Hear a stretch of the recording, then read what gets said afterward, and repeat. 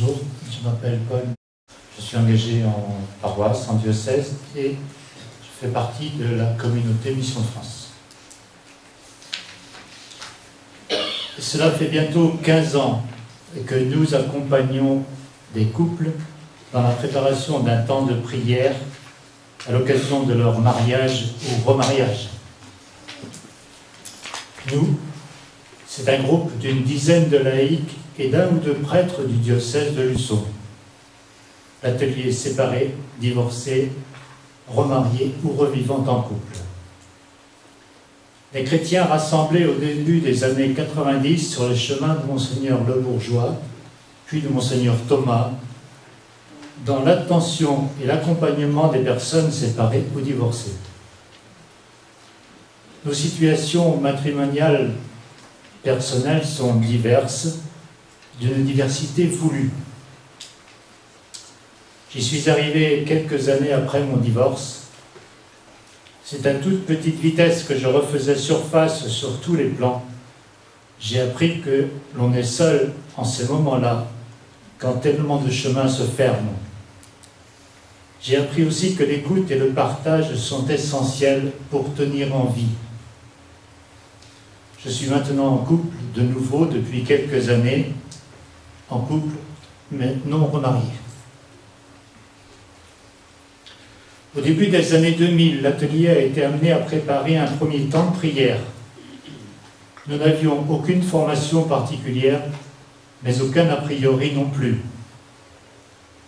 Il fallait simplement écouter, construire ensemble, accompagner, éviter les confusions pour être dans la vérité du couple venu prier ou simplement se recueillir. Car là était et demeure l'essentiel, ces couples ne viennent pas se marier à l'église, ils viennent offrir leur amour et prier. Donc, pas de technique, pas de longues sessions de préparation, simplement notre engagement sur notre expérience de vie, notre expérience de baptisé, une attention particulière portée sur la rencontre, l'écoute, la non-confusion entre mariage sacramentel et temps de prière, et le respect de chacun, eux et nous. Il est parfois long d'établir le terrain d'entente puisque les désirs du couple tournent souvent autour d'une imitation plus ou moins consciente de ce qui se fait lors d'un mariage à l'église. Notre méconnaissance de quelques détours ecclésio-administratifs nous donne l'innocence nécessaire. Au beau risque de choquer, je reste persuadé qu'une formation, je parle de nous, trop précise et trop doctrinale ne ferait que nous enfermer dans un moule et renier parfois l'intuition. Nous sommes là en chrétiens accompagnant des personnes qui souhaitent prier à leur mesure et à leur pas. Cette préparation nous révèle souvent la grande ignorance des chemins pratiqués, un savoir qui remonte aux anciennes leçons de catéchisme lorsqu'il y en a, une absence de connaissance, des souhaits de célébration qui s'arrêtent aux signes extérieurs. Quelques couples, dans la préparation, s'arrêtent parfois en chemin et se suffisent du mariage civil. Cette décision est aussi libre que respectable. Les temps de prière se déroulent en des lieux bien divers, consacrés ou non. C'est le couple qui décide. Nous l'aidons à donner sens à ce moment, en général 35 ou 40 minutes, et nous sommes ouverts à de belles surprises. Cette épouse qui se met à danser pendant le chant du Magnificat, ce jeune d'une trentaine d'années et son père, c'est son père qui se remariait, qui dans le cours de la célébration se donne le pardon.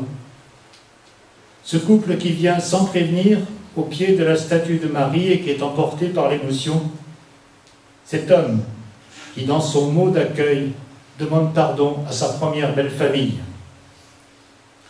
Des moments de grande sincérité et intensité émotionnelle, humaine et spirituelle.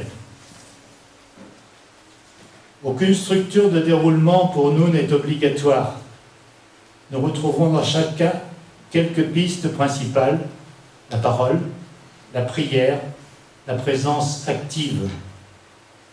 Nous demandons qu'il y ait un élément visuel concret qui soit symbole. Symbole pour le couple, pour la démarche, symbole de spiritualité. Libre au couple de le choisir. Parmi ceux-ci, l'eau, la lumière, le feu, une parole, les mains, un coffret, une chanson, des gestes, pour qu'il demeure dans les cœurs un signe qui fasse vraiment mémoire. Le prêtre, lorsqu'il y en a un, très souvent, mais pas toujours, intervient pour la parole de Dieu, pour des explications de démarche, pour une bénédiction de l'assistance. À la fin du temps de prière, nous invitons le couple, les membres de l'équipe qui l'ont accompagné et les témoins à signer une feuille mémoire qui n'est pas administrative, mais qui est signe d'un temps de vie, témoignage remis au couple lui-même, aux prêtres et aux accompagnateurs. Cela fait 15 ans que nous avançons avec des couples dont une personne au moins se remarie civilement. Il n'y a pas eu encore de couple d'hommes ou de femmes, mais je ne vois pas ce que cela changerait à notre démarche. Nous le faisons avec une lettre de mission à double signature, celle de notre évêque et celle de l'évêque de la communauté Mission de France, et dans la liberté la plus totale. Nous avons été inclus dans le carrefour de pastoral familial du diocèse. Merci au ciel de veiller sur cette grande liberté. Il nous est arrivé aussi de préparer et d'animer un temps de rassemblement pour le mariage de 2 jeunes célibataires qui souhaitaient ne pas parler de Dieu. Ce jour-là, c'est la question d'un temps non sacramentel pour les premiers mariages qui nous a été posée. Question qui pourrait déboucher sur le mariage chrétien par étapes, vers un sacrement réfléchi, conscient, responsable. Large question donc. Cet accompagnement mériterait d'élargir son chemin. Nous sommes, à notre connaissance, les seuls en Église diocésaine à faire ça. D'autres personnes, d'autres équipes, d'autres pistes de réflexion. Je pense ici au baptême pour les catéchumènes divorcés. Nous attendons, nous espérons, persuadés qu'accompagner un couple nouveau qui veut prier ou se recueillir n'est pas le fait de la seule célébration sacramentelle. Nous croyons très fort qu'aucun chemin n'est clos. Je vous remercie.